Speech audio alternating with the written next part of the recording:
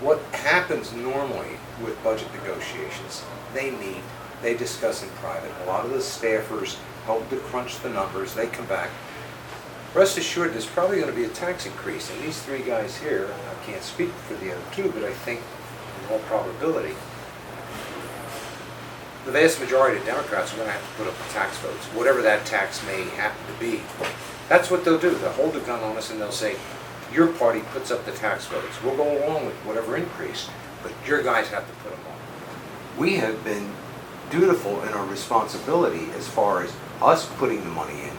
You want to blame the state, which includes us, and the governors, current and former. Yeah, we let the blind side come down because of the market in New York. And I keep saying, we need to institute reforms with those two pension boards, or we could be in for a rocky road again in the future if they're taking risk investments. Again, it's our money. I mean, the school district pension fund has over 50.3 billion, and the state's around 25, 26 billion. The guy that I was working with this last summer, a financial consultant, said if they would have been doing the right thing, they would have doubled their money in both pension funds, doubled it, and there would be no problem. And he's a strong supporter of 401k. Guess what?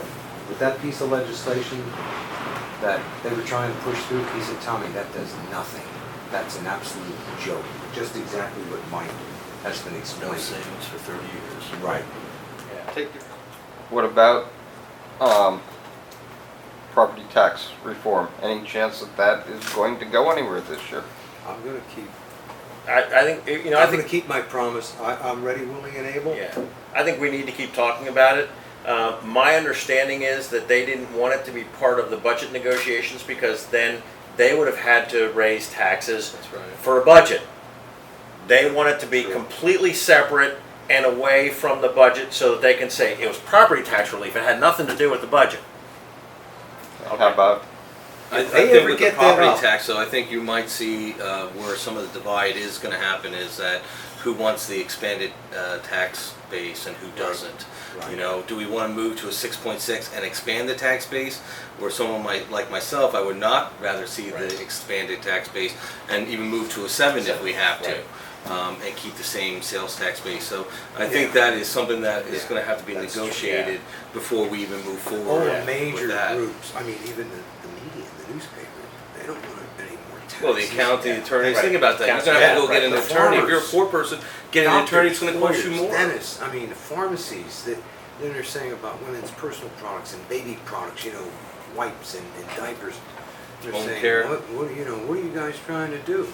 So I think you're right, Mark, and Yeah, my leader, we got to back off a Yeah. little bit and just do exactly something like you're saying. And that makes sense. I think the governor's willing to do that as long as we get property tax relief. Yes. How about liquor privatization? He's going to give something up. I've said this all along.